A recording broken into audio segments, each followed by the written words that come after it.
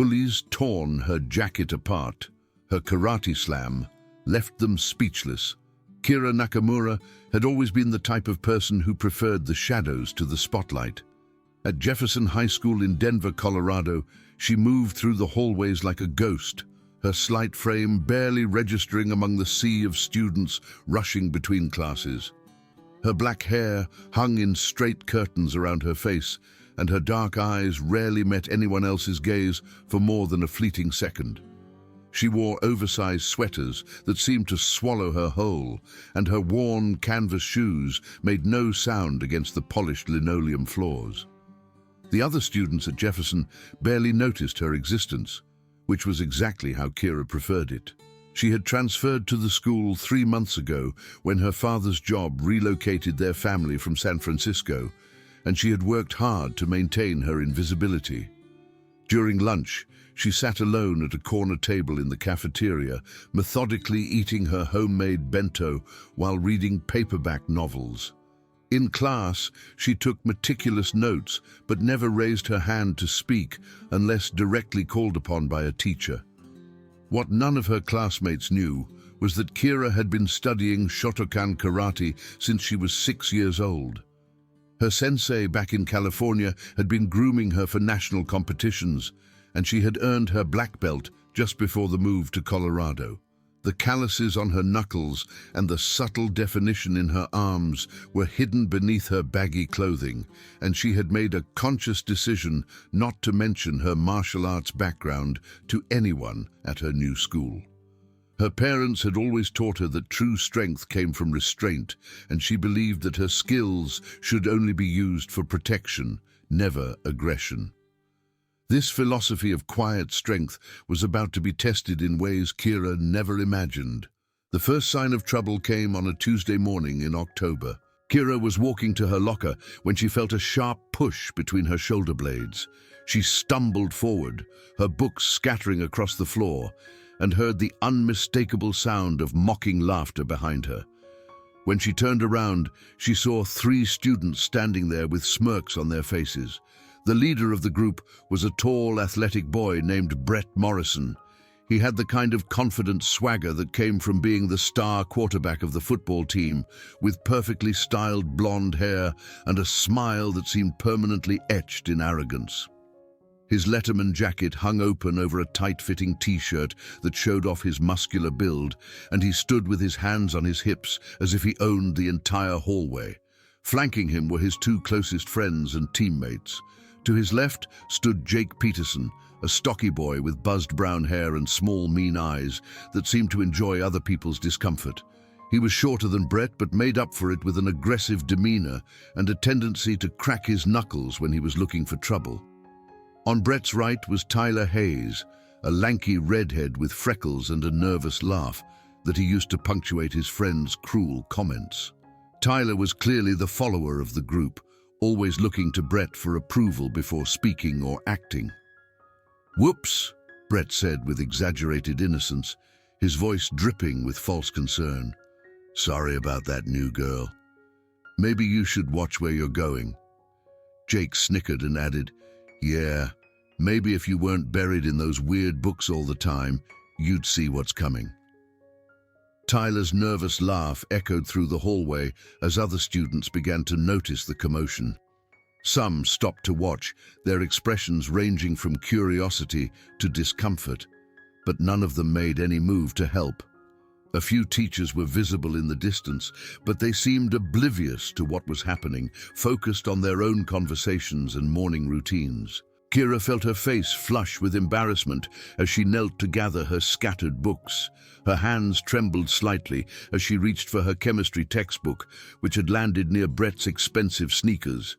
She could feel the eyes of dozens of students on her, and the weight of their stares made her stomach churn with anxiety. "I'm sorry," she whispered, her voice barely audible above the noise of the hallway. "I didn't mean to get in your way." Brett's smile widened, and Kira realized with a sinking heart that her apology had only made things worse. She had shown weakness, and predators like Brett Morrison could smell fear from a mile away. "Did you guys hear that?" Brett announced to his friends, his voice loud enough to attract even more attention. "She's sorry for getting in my way. That's real considerate of you, China girl." The racial slur hit Kira like a physical blow, and she felt her cheeks burn with shame and anger. She wanted to stand up and correct him, to tell him that she was Japanese American and that his ignorance was showing, but the words stuck in her throat. Instead, she clutched her books tighter and tried to disappear into herself. "Actually, I think she might be one of those Vietnamese boat people," Jake chimed in, his voice filled with mock curiosity. "My dad says they're all over California now." Tyler laughed his nervous laugh again and added, "Maybe she doesn't speak English. That would explain why she's so quiet all the time." The crowd of onlookers had grown larger, and Kira could hear whispers and giggles from the students who had gathered to watch her humiliation. She felt completely alone in that moment, surrounded by people, but utterly isolated by their cruelty and indifference. "Leave her alone, Brett." The voice came from behind Kira, and she turned to see a girl with warm brown eyes and shoulder-length auburn hair stepping forward. Her name was Emma Rodriguez, and she was in Kira's AP literature class. Emma was pretty in an understated way, with a kind smile and a confidence that seemed to radiate from within.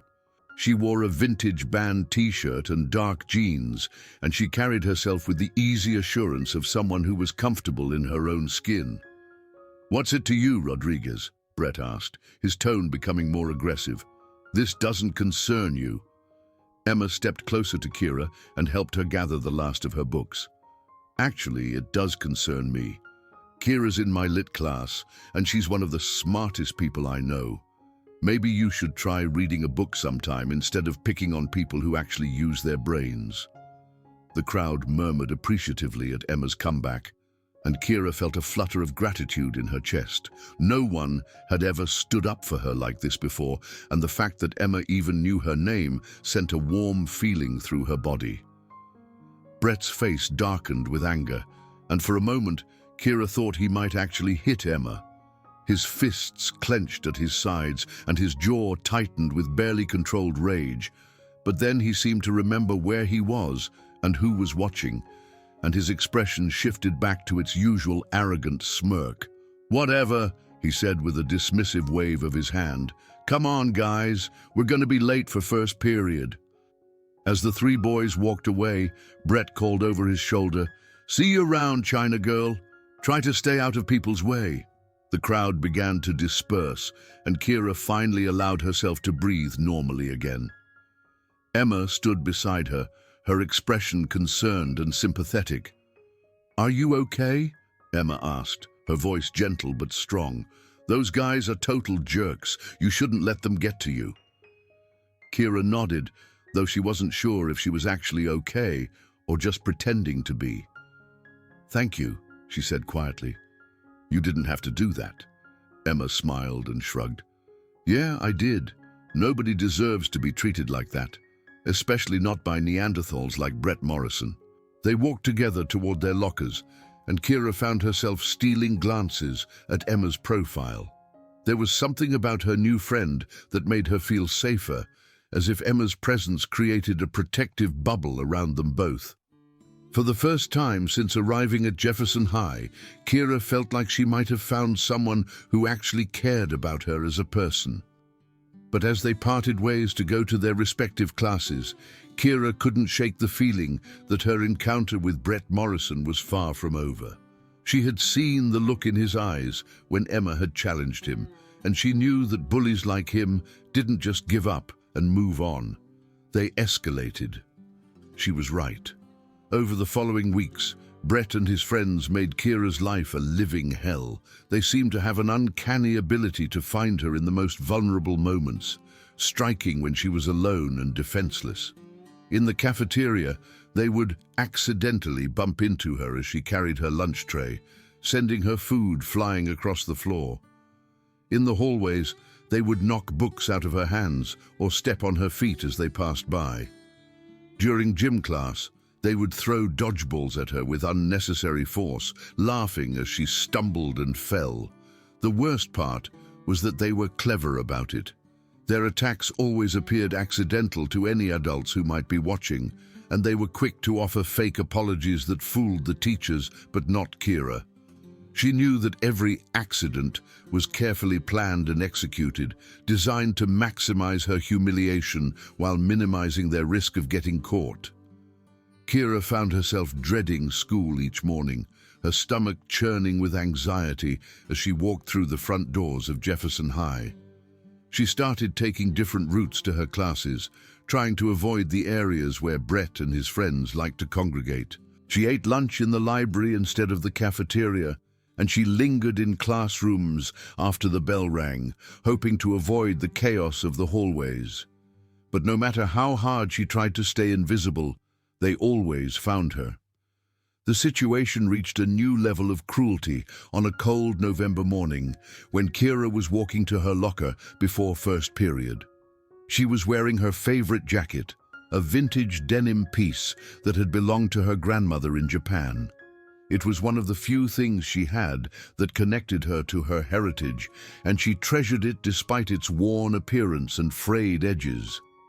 As she bent down to retrieve a book from her locker, she felt someone grab the back of her jacket.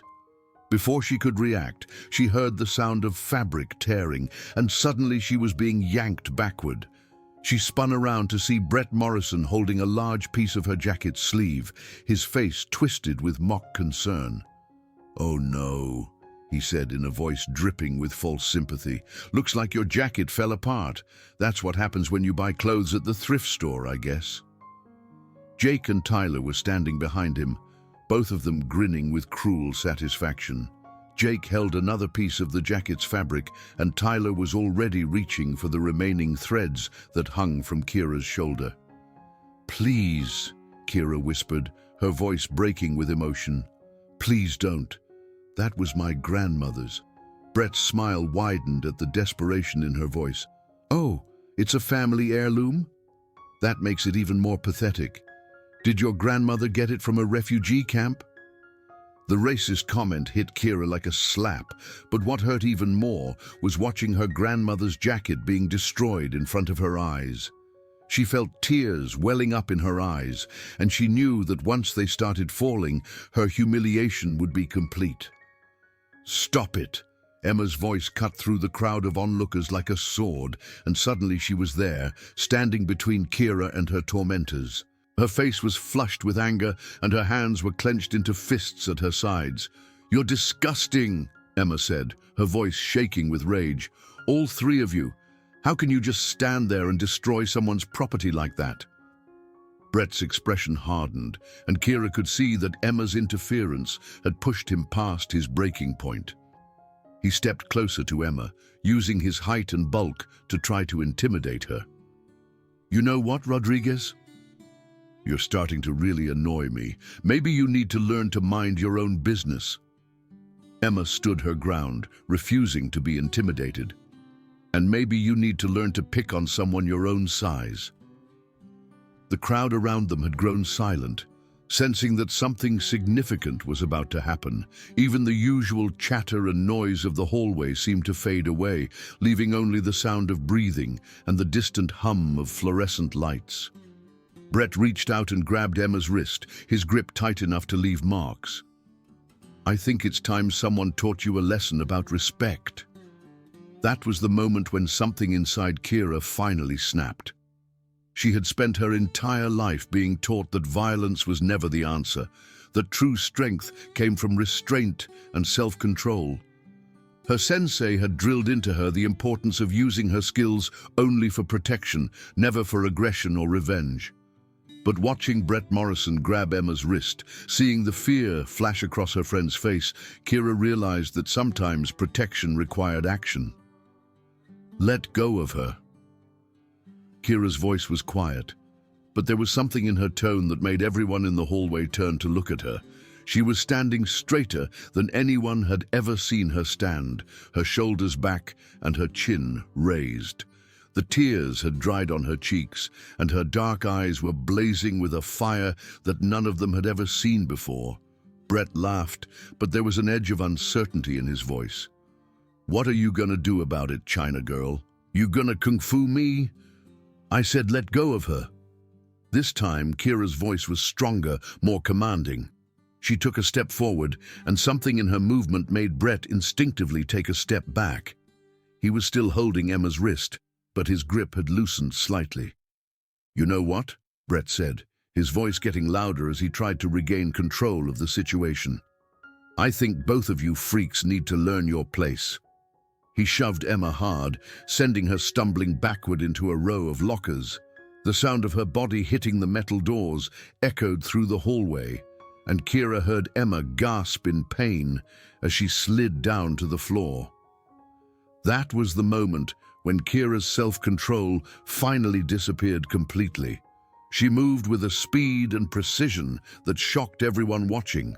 One moment she was standing 3 feet away from Brett, and the next she was directly in front of him, her right hand shooting out in a lightning-fast strike that caught him in the solar plexus.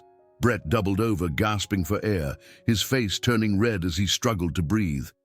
Before he could recover, Kira's left hand came up in a perfect uppercut that connected with his chin.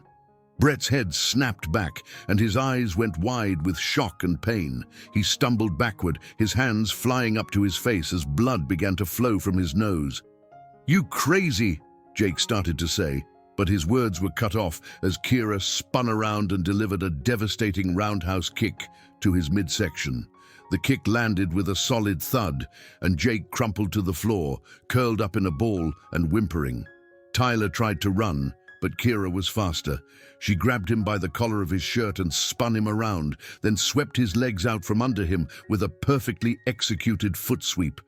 Tyler crashed to the floor, his head bouncing off the linoleum with a sound that made several onlookers wince. The entire confrontation had lasted less than 30 seconds, but it felt like an eternity to everyone watching. The hallway was completely silent, except for the sound of Brett's labored breathing and Jake's quiet moans of pain.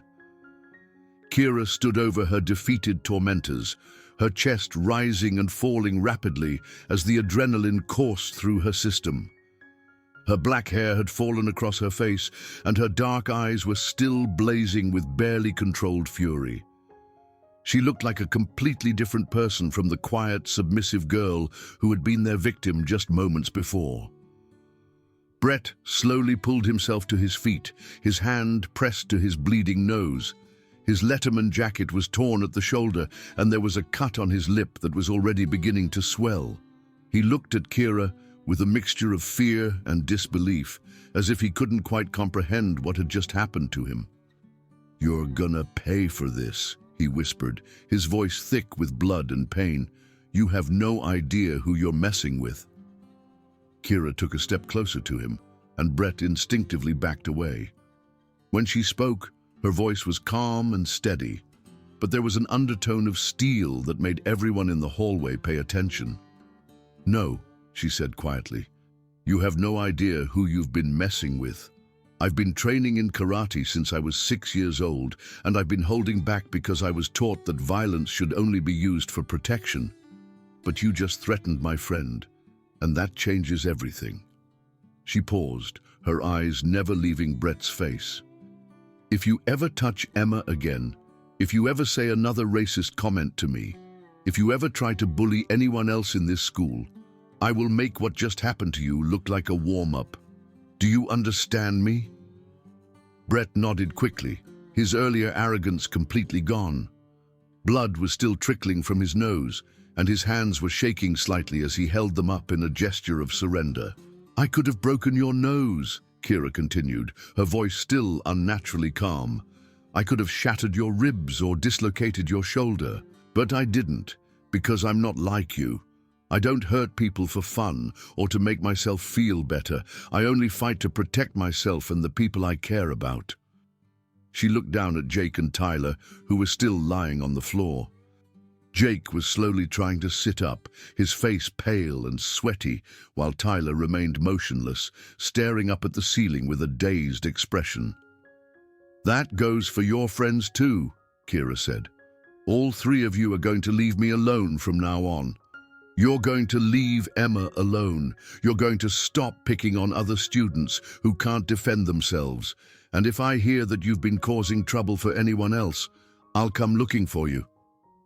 The crowd of onlookers had grown to include at least 50 students, and they were all staring at Kira with a mixture of awe and fear.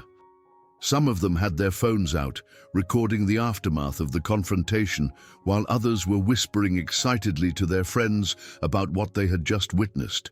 Emma had pulled herself to her feet and was standing beside Kira, her face glowing with admiration and gratitude. She had a small cut on her forehead from where she had hit the lockers, but otherwise she seemed unharmed. "Are you okay?" Kira asked, her voice immediately becoming gentle and concerned as she turned to her friend. Emma nodded, her eyes bright with tears of relief. "I'm fine. But Kira, that was amazing. I had no idea you could do that." Kira felt her face flush with embarrassment. "I didn't want anyone to know. I've never used my training like that before." "Well, I'm glad you did," Emma said, reaching out to squeeze Kira's hand. "Thank you for protecting me." The sound of approaching footsteps made everyone turn to see Mr. Peterson, the vice principal, pushing through the crowd with a stern expression on his face. He was a tall, gray-haired man with wire-rimmed glasses and a reputation for being strict but fair. "What's going on here?" he demanded, his voice cutting through the excited chatter of the students. "Why are there 3 boys on the floor, and why does Morrison have blood on his face?" Before anyone could answer, a dozen voices started talking at once, each student eager to share their version of what had happened. Mr. Peterson held up his hand for silence, then looked directly at Kira. "Miss Nakamura," he said, his voice surprisingly calm, "I assume you're going to tell me that you were acting in self-defense." Kira nodded, her heart hammering in her chest. "Yes, sir. Brett grabbed Emma and shoved her into the lockers. I was trying to protect her." Mr. Peterson looked around at the crowd of students, many of whom were nodding in agreement with Kira's story. He had been working at Jefferson High for 15 years, and he had seen Brett Morrison's type before. He also knew that Kira Nakamura had never been in trouble, while Brett and his friends had a file full of disciplinary reports. "Anyone else see what happened?" he asked. A chorus of voices confirmed Kira's story, with several students volunteering that they had seen Brett tear up her jacket and grab Emma's wrist.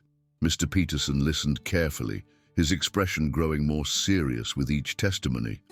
"Morrison," he said finally, turning to Brett, "you and your friends need to get to the nurse's office. Then you'll be coming to my office to discuss your suspension." Brett's face went pale. "Suspension? But she's the one who hit us." "After you assaulted another student," Mr. Peterson replied curtly. "We have a zero-tolerance policy for bullying at this school, and apparently it's taken someone getting hurt for you to learn that lesson." As Brett and his friends limped away toward the nurse's office, Mr. Peterson turned back to Kira. "Miss Nakamura, I'll need to speak with you as well, but I want you to know that based on what I've heard here today, you won't be facing any disciplinary action. You were clearly acting in defense of yourself and another student." Kira felt a wave of relief wash over her. "Thank you, sir. However," Mr. Peterson continued, "I am curious about your martial arts background." "That was some impressive technique."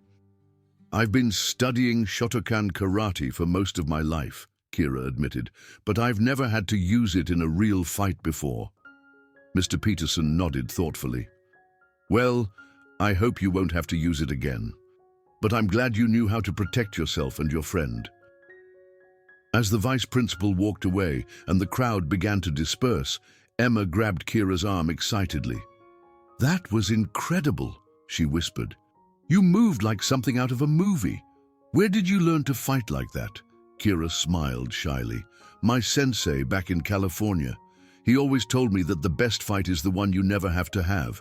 But if you do have to fight, you should end it quickly and decisively."